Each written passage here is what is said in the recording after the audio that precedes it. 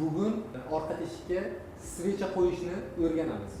Nimaga? Chunki ko'pchilik bemorlar svechani to'g'ri qo'ya olmas ekan yoki qo'ysa chiqib ketyapti ekan. O'zi aslida qanday qo'yiladi svecha qo'yganda?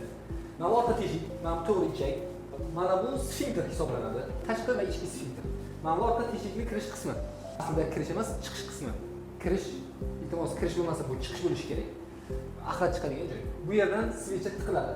Svechani qo'ygan paytda, mana bu svecha deb tasavvur qilsak, svecha kirgan paytda mana shu sfinkterdan o'tish kerak. Mana bundan mana shunday o'tgandagina bu xuddi vakuumga o'xshab faqat tortib oladi-da, ichkariga so'riladi shunday. Bu svecha chiqib ketish kerak emas.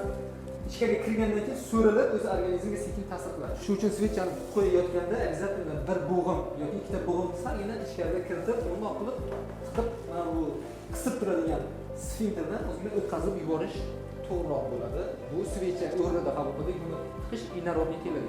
Shuning uchun ehtiyot bo'ling.